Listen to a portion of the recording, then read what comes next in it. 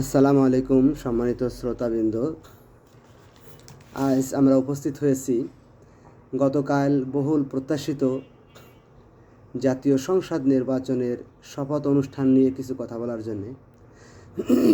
আপনারা জানেন গতকাল দুইটি শপথ অনুষ্ঠান অনুষ্ঠিত হয়েছে। একটা জাতীয় সংসদ সদস্যদের শপথ অনুষ্ঠান, আর একটি সংবিধান সংস্কার পরিষদ সদস্য শপথ অনুষ্ঠান। বিএনপি একটিতে অংশগ্রহণ করেছে, একটিতে করে নাই। যুক্তি যে প্রথম যুক্তি যে বর্তমান সংবিধান অনুযায়ী সংবিধান সংস্কার কোনো আইন নাই। এরপর সংবিধান সংস্কার পরিষদের শপথকে পড়াবে, এর কোনো আইন নাই। শপথের ফর্ম কি হবে, কি বাক্য উচ্চারণ করে শপথ পড়বে, এর কোনো আইন নাই। ওনারা ব্যাখ্যা দিয়েছেন যদি আমাদের জুলাই সনদ বাস্তবায়ন করতে হয় তাহলে প্রথমে সংবিধান সংস্কার করতে হবে। জনগণের সার্বভৌম ভোটে নির্বাচিত সদস্যরা এটা সংসদে প্রথমে পাশ করবে। এর আইনগত দিকগুলো ব্যাখ্যা বিশ্লেষণ করার পর কি আইন সংশোধন করবে এটা ওরা একটি খসড়া প্রণয়ন করবে। খসড়া প্রণয়ন করার পর এর শপথ বাক্য কে পড়াবে সেটা নির্ধারণ হবে, এবং তার ফর্ম কী হবে, কি বাক্যের উপরে শপথ নেবে এটা সংবিধানে সংযোজন করার পর সংবিধান সংস্কার পরিষদ সদস্যরা ওই আইনের ভিত্তিতে শপথ নেওয়ার পর আইন প্রণয়ন করবে, জুলাই সনদ বাস্তবায়ন করবে। কথাটা কি যুক্তিসঙ্গত? আসলে আইনের মায়ের প্যাঁচ এত জটিল যে আপনি যদি সরলভাবে মেনে নেন তাহলে সব কিছুই সরল, আর যদি সরলভাবে না মানেন তাহলে সব কিছুই গরল। এমনকি ইবলিশ শয়তানেরও একটি যুক্তি ছিল যে সে কেন আদমকে সিজদা করবে। যাই হোক, সংবিধান সংস্কার করার ক্ষেত্রে বিএনপি যদি এই পদ্ধতি অবলম্বন করে তাহলে সরলভাবে সবাই যদি মেনে নেয় আর অক্ষরে অক্ষরে যদি জুলাই সনদ বাস্তবায়ন করতে যায় তাহলে এটা কি সম্ভব? সরলভাবে এটা সম্ভব, কিন্তু এটারও কিছু জটিল দিক আছে। প্রথম কথা যে ওনারা যে আইন পাশ করবেন, প্রথমত যে সংবিধানের হুবহু যে কপিটা ওনারা পাশ করবেন যে এই সংস্কার আমরা করব। কথার কথা সংবিধান সংস্কার হবে 9টি বিষয়। এই 9টি বিষয়ে মনে করেন জুলাই সনদও একই বিষয় থাকলো, হুবহু এক জুলাই সনদে যা আছে তা যদি হুবহু ওনারা আর একটি সনদ তৈরি করে তার নামও জুলাই সনদ দেয়, তাহলে কি সেটা পাশ হবে নাকি আগে প্রণীত জুলাই সনদ পাশ হবে? একটু লক্ষ্য করুন, যারা মোটামুটি শিক্ষিত, খুব শিক্ষিতের জন্য আমার এই আলোচনাটি নয়, মোটামুটি শিক্ষিত তাদের জন্য বলছি, একটু খেয়াল করলে বুঝবেন যে ওনারা যদি বলেন যে এই জুলাই সনদের আইন সংবিধানে নাই তাই আমরা পাশ করতে পারছেন, তাহলে জুলাই সনদের আইন বানাইতে হবে। এরপরে জুলাই সনদটা বানাইতে হবে ওনাদের, কারণ এই জুলাই সনদ কে বানাবে তারও একটা আইন থাকতে হবে। এখন জুলাই সনদ বানানো হয়ে যাওয়ার পর জুলাই সনদ আইন তৈরি করবেন, এটা কি হয়? না, ওনাদের আবার জুলাই সনদ বানাতে হবে। ওনারা যদি হুবহু এরকম একটি জুলাই সনদ বানায় সেটা আবার গণভোটে পাঠাতে হবে। হুবহু একই অক্ষর একই দাড়ি কমা যদি থাকে সংবিধান অনুযায়ী সেটা আবার গণভোটে পাঠাতে হবে। যদিও এই জুলাই সনদের ধারা এবং পরবর্তী ওনাদের প্রণীত জুলাই সনদের ধারা একও হয়, দাড়ি কমা সেমিকলন সহ যদি এক হয় তবু সেটা গণভোটে পাঠাতে হবে। কারণ বর্তমান যে জুলাই সনদ প্রণীত হয়েছে এই জুলাই সনদের এখতিয়ার এনাদের নাই, যদি আইন ধরা হয় এই জুলাই সনদের প্রণয়নের এখতিয়ার ওনাদের নাই, তাহলে এটা ভিনিশ হয়ে গেল। ওনারা সংসদে গিয়ে পার্লামেন্টে আইন পাশ করে পূর্বে প্রণীত জুলাই সনদ ওনারা বাস্তবায়ন করতে পারবে না সংবিধান অনুযায়ী।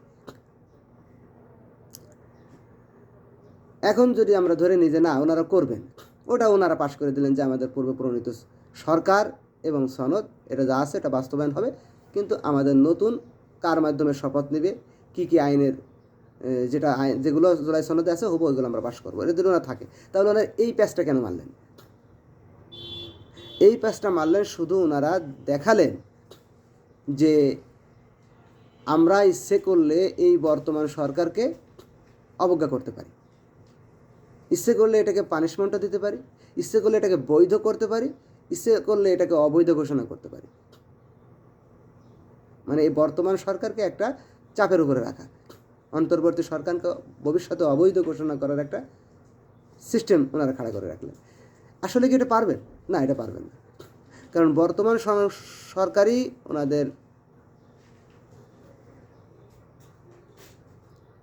ওনাদের নির্বাচনের ব্যবস্থা করেছে।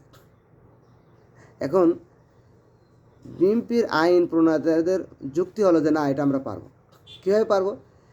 বাংলাদেশ সরকারের সরকারি কাঠামো তাহলে একটু বুঝতে হবে ওনাদের অনুযায়ী। বাংলাদেশ সরকারের সাংবিধানিক প্রতিষ্ঠান আছে 7টি এবং সাংবিধানিক পদ আছে 9টি। সাংবিধানিক প্রতিষ্ঠানের মধ্যে আছে নির্বাহী বিভাগ, যা বর্তমান নির্বাহী বিভাগের যে মন্ত্রী পরিষদ, এটা নাই। তাছাড়া রাষ্ট্রপতি এটা নির্বাহী বিভাগের সদস্য, এবং যে আমাদের কর্ম কমিশন, নির্বাচন কমিশন, এগুলো সদস্য, এগুলো আছে। নির্বাচন কমিশন গঠন করা হয় অনেক সময় আইনের সহযোগিতা নিয়ে। তার মানে ওনারা বলতে চাচ্ছেন যে রাষ্ট্রপতি, নির্বাচন কমিশন ও নির্বাচন এটা এক লাইনে সাংবিধানিকভাবে বৈধ। সরকারকে আমরা ইচ্ছে করলে বৈধ ঘোষণা করতে পারি, নাও করতে পারি। এই সরকারকে আমরা অবৈধ ঘোষণা করতে পারি। এখন সরকারকে আমরা অবৈধ ঘোষণা করব না, সরকার আমাদের কথা মতো চলুক, আমরা আমাদের মতো করে আইন প্রণয়ন করবো, আমরা আমাদের মতো বাস্তবায়ন করব। এতে বিএনপির উপরে যে জটিলতা তৈরি হবে সেটা হলো এই জুলাই সনদের দায়ভার সম্পূর্ণ বিএনপি নিজ কাঁধে নিচ্ছে। এতেও কোনো সমস্যা নেই, জুলাই সনদ যদি বিএনপি বাস্তবায়ন করে দেয়, সবাই মেনে নেয়, সুন্দর হবে। কিন্তু বিএনপির কি অরিজিনালি এই জুলাই সনদ বাস্তবায়নের উদ্দেশ্য আছে? এটা নিয়ে প্রশ্ন দেখা দিয়েছে, যেহেতু ওনারা বর্তমান সরকারকে একটা অবৈধ প্রসেসের মধ্যে রাখছে, যে রাষ্ট্রপতি, নির্বাচন কমিশন, প্রধান বিচারপতি এনাদের মাধ্যমে, রাষ্ট্রপতির অধ্যাদেশের মাধ্যমে একটা নির্বাচন অনুষ্ঠিত হতে পারে। যেমনি ওনাদের রাষ্ট্রপতির অধ্যাদেশের মাধ্যমে অ্যাডভাইজারি জুরিসডিকশন বলা হয়, অর্থাৎ বিচারিক এখতিয়ার, উপদেষ্টামূলক এখতিয়ার, এটা 106 ধারা সংবিধানের অনুযায়ী প্রধান বিচারপতি রাষ্ট্রপতিকে বিভিন্ন পরামর্শ দিতে পারে। সেই পরামর্শের ভিত্তিতে 106 ধারা অনুযায়ী রাষ্ট্রপতি যেমনি অন্তর্বর্তী সরকার গঠন করেছে, ঠিক রাষ্ট্রপতি নির্বাচন কমিশন গঠন করেছে। নির্বাচন কমিশন রাষ্ট্রপতির আন্ডারে গঠিত হয়েছে এবং নির্বাচন কমিশন নির্বাচন ব্যবস্থা করেছে, সংসদ সদস্য গঠিত হয়েছে, সংসদ সদস্যরা গিয়ে কি কি সংস্কার হবে সেটা করবে। তার মানে এই মাঝখানে অন্তর্বর্তী সরকারের নির্বাচন আইন প্রণয়ন বা জুলাই সনদ বাস্তবায়নের কোনো এখতিয়ার নাই, এটা ওনারা বলতে চাচ্ছে। এখন আসুন, যদি এটা করতো, শপথ নিত, তাহলে কি কি সমস্যা হতো? তাহলে কোনো সমস্যা হতো না। রাষ্ট্রপতি জুলাই সনদের খসড়া প্রণয়নের বিশেষ আইন প্রয়োগ করেছেন। রাষ্ট্রপতি বিশেষ আইন প্রয়োগ করতে পারে, অধ্যাদেশ জারি করতে পারে। এই জুলাই সনদে কীভাবে শপথ হবে, কি শপথ হবে, কখন হবে, এগুলো বলা হয়েছে। সুতরাং ইচ্ছা করলে ওনারা শপথ নিতে পারতেন, এখানে আইনের কোনো ব্যত্যয় হতো না। ওনারা যেটা বলেছেন এটাও একটা আইনি প্রসেস, তবে বর্তমান যেটা ছিল এটাও আইনের কোনো সমস্যা ছিল না। ওনারা শুধু একটু মানে হ্যাডাম দেখালেন, কিন্তু হ্যাডাম দেখাতে যে যদি ওনারা খাদে পড়ার সম্ভাবনা আছে। এই জুলাই সনদ বাস্তবায়ন না হোক, বাংলাদেশে বিরাট একটা শ্রেণী, আমলাতান্ত্রিক শ্রেণী, যারা পূর্বের ফ্যাসিস্টের নিয়োগকৃত পুলিশ, প্রশাসন, আইন, বিচার, আর্মি, মানে সকল ব্যবস্থা, রাষ্ট্রের কাঠামো যেগুলো আছে, এরা চায় যে জুলাই সনদ না হোক। সুতরাং বিএনপি যেহেতু একটু ফাঁকা রেখে দিল, ভবিষ্যতে আইন প্রণয়নের যে পদক্ষেপ, এগুলো নিতে বিচার বিভাগের বিশাল একটা শ্রেণী কিন্তু আওয়ামী লীগের রয়েছে, প্রশাসনের রয়েছে। এদের চাপ অনুভব করবে। কিছু কিছু ধারা যদি একটা দাড়ি কমাও যদি জুলাই সনদ থেকে বাদ দিতে যায়, তাহলে ওনাদের আবার নতুন করে গণভোটে যেতে হবে। আর যদি হুবহু ওই ধারা নিতে চায়, তবুও গণভোটে যাওয়া বাধ্যতামূলক হয়ে যেতে পারে। কারণ যে ওনারা বর্তমান সরকার প্রণীত জুলাই সনদ নিতে চাচ্ছেন না, বা ওনারা বলছে যে না আমরা এটা হুবহু বাস্তবায়ন করব। তো হুবহু বাস্তবায়ন করবেন, তাহলে আপনারা পার্লামেন্টে যে কী পাশ করবেন, যাক আমাদের দেখার বিষয়। ওনারা বলেছেন সরলভাবে যে আমরা হুবহু এই সনদ বাস্তবায়ন করব। তার মানে ওনাদের প্রসেসটা এরকম হবে যে ওনারা সংসদে যাবেন, বিল উত্থাপন করবেন, সংস্কার বিল উত্থাপিত হবে, এটা সংবিধানে সংযোজন করা হবে। এরপরে শপথ কে নিবে, শপথের ফর্ম কী হবে, এটা সংবিধানে সংশোধন করা হবে। কারণ এগুলো সংশোধনযোগ্য আইন, সংবিধান সংস্কার করা যায় 2/3 ভোটে, সংবিধান সংস্কার করে এটা সময়ের ব্যাপার, আবার সংবিধান লেখালেখির ব্যাপার। সংস্কার করার পর আবার সংবিধান জুলাই সনদ সংস্কার করার পর এবারে জুলাই সনদ বাস্তবায়ন যে পরিষদ এ শপথ নেবে। শপথ নেওয়ার পরে ওনারা জুলাই সনদটাকে বাস্তবায়ন করবে। জুলাই সনদটাকে বাস্তবায়ন করার আইন পাশ ধারা কয়েকদিনের ভিতরে হয়ে যাবে, যেহেতু এটা প্রণীত আছে। আইন করার পর ওনারা এটাকে আবার সংবিধানে আনতে হবে। তার মানে নতুন করে আবার সংবিধান, প্রথমে এক ধারায় সংবিধান সংস্কার করতে হবে। সেই সংস্কারটা কি, যে 2/3 ভোটে প্রথমে সংবিধান সংস্কার করবে, যে এটা আইন সংবিধান সংস্কার করা যাবে, এ আইন বানাবে। এরপরে সংবিধান সংস্কার পরিষদ গঠন করা যাবে। সংবিধান সংস্কার পরিষদ সদস্য কারা হবে, সংবিধান সংস্কার পরিষদ কতদিনের ভিতরে সংবিধান সংস্কার করবে, জুলাই সনদ বা এরকম কোনো আইন, নতুন যে আইন আমরা করতে চাচ্ছি এটা বাস্তবায়ন করবে। এই আইনগুলো সংস্কার করার পর একটা সংবিধান বানাতে হবে। এই সংবিধানের উপরে ভিত্তি করে আবার একটা জুলাই সনদ হয়তো ওনারা পাশ করে দিলেন, কথার কথা, ওনারা নতুন করে কোনো সনদ বানাতে গেলেন না। এই জুলাই সনদটা তখন পার্লামেন্টে উপস্থাপন করবে, বিল আকারে পাশ হবে। যদি গণভোটে পাশ আছে, তাহলে ওনাদের 2বার সংবিধান সংস্কার করতে হবে। প্রথমত আগের সংবিধানে জুলাই সনদ যে বাস্তবায়ন হবে এর প্রসেসটা সংযোজন করতে হবে, এটা লিখিত হতে হবে, পাশ হতে হবে, রাষ্ট্রপতি মন্ত্রিপরিষদের স্বাক্ষর হতে হবে। নতুন করে আবার জুলাই সনদের বাস্তবায়ন পরিষদের শপথ হবে, নতুন জুলাই সনদ বাস্তবায়ন পরিষদের দ্বারা এটা অনুমোদন হবে। অনুমোদন হওয়ার পর এটা আবার পার্লামেন্টে উত্থাপন হবে, উত্থাপন পর এটা আবার সংস্কার হবে, নতুন করে সংবিধান আবার তৈরি হবে, আবার রাষ্ট্রপতি, প্রধানমন্ত্রী, প্রধান বিচারপতি এনাদের স্বাক্ষর দিয়ে নতুন সংবিধান। মানে 2টা প্রসেসের ভিতরে চলে গেলেন ওনারা। রাষ্ট্রের সময় নষ্ট হবে, রাষ্ট্রের অর্থের অপচয় হবে। এটা ওনারা কতটা বুদ্ধিমত্তার কাজ করলেন এটা বোঝা যাবে যখন ওনারা এটা বাস্তবায়ন করতে যেয়ে কোথাও বাধার সম্মুখীন হবে।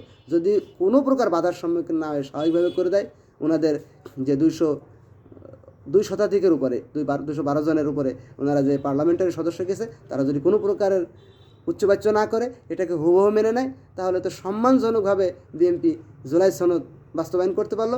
কিন্তু পার্লামেন্টে যে যদি একটা শ্রেণীর সদস্য এই জুলাই সনদের বিপক্ষে বক্তব্য দিয়ে শুরু করে, তাহলে বিএনপি কী ধরনের বিড়ম্বনায় পড়বে, জাতির কাছে কী ধরনের গাদ্দার হিসেবে পরিণত হবে।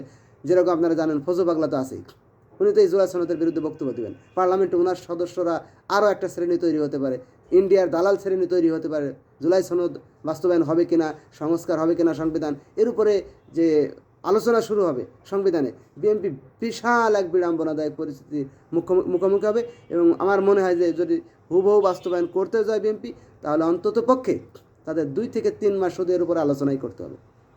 তারপরেও ওনাদের ভিতরে যে জুলাই সনদ বাস্তবায়নের অনীহা কাদের আছে, এই এমপিদের মুখোশ উন্মোচিত হয়ে যাবে। এটা একদিক থেকে ভালোই হবে। বিএনপির ভিতরে যে জুলাই গাদ্দার কারা আছে জাতি চিনে ফেলতে পারবে। এবং এই গাদ্দারকে চিহ্নিত করার পর বিএনপি যখন জুলাই সনদ বাস্তবায়ন করবে, বিএনপি কিছুটা পরিশুদ্ধ হবে, ভালো হবে বিএনপির জন্যে। আর যদি বিএনপি নিজেদের ভিতরে ভাঙন তৈরি হয়, তাদেরকে যদি হজম করার চেষ্টা করে, যারা জুলাই গাদ্দার হিসেবে ওখানে বক্তব্য উপস্থাপন করবে পার্লামেন্টে, তারা যদি জুলাই সনদের বিরুদ্ধে বক্তব্য উপস্থাপন করার পর তাদেরকে বিএনপি অ্যাকুইজিশন করতে চায়, দলের ভিতরে রাখতে চায়, দল নিয়ে চলতে চায়, ভবিষ্যতে পার্লামেন্টে নির্বাচন করতে চায়, দলের নীতি নির্ধারণকে মহলে তাদেরকে রাখতে চায়, তাহলে ভীষণ একটা বিড়ম্বনাদায়ক পরিস্থিতির মুখোমুখি হবে বিএনপি এবং বিএনপি ভেঙে যেতে পারে। এই জুলাই সনদ নিয়ে টালবাহানার কারণে বিএনপি ভবিষ্যতে ভেঙে যেতে পারে। মনে রাখতে হবে প্রায় 12 থেকে 13 লক্ষ মানুষ শুধু জুলাই সনদে হ্যাঁ ভোট দিতে গেছে, যারা দাড়িপাল্লায় ভোট দেয়নি, রিক্সায় ভোট দেয়নি, ঘড়িতে ভোট দেয়নি, হাত পাখায়ও দেয়নি, ধানের শীষেও দেয়নি। এই জাতির চাপ যদি বিএনপি মোকাবেলা করতে ব্যর্থ হয়, জুলাই সনদের কোনো একটি দাড়ি কমা সেমিকলন যদি বাদ দেয়, পুরা জুলাই যোদ্ধারা এর বিরুদ্ধে যাবে। কারণ বিএনপি জুলাই বাস্তবায়নের পক্ষে বিবৃতি দিচ্ছিল না, আমরা এর পক্ষে নাই বলেছিল। জুলাই গাদ্দার হিসেবে ব্যবস্থিত হবে। যদি পাশ করতে যায় তাহলে নিজ দলের এমপিদের বাধার মুখোমুখি হবে। তাদের নিয়ে ভবিষ্যতে বিএনপি কীভাবে দল পরিচালনা করবে, এরকম একটা জটিলতার পরিস্থিতি। বিএনপি ভীষণ একটা ভুল কাজ করলো, ভীষণ একটা ক্রাইসিস তৈরি করলো। তবে এই ক্রাইসিস যদি মোকাবেলা করতে পারে বিএনপি, তাহলে বিএনপিও শুদ্ধ জুলাই যোদ্ধায় পরিণত হবে। আজ যদি মোকাবেলা করতে ব্যর্থ হয়, তাহলে বিএনপি ভেঙে যাবে। আখির দাওয়ানা আলহামদুলিল্লাহি রাব্বিল আলামিন।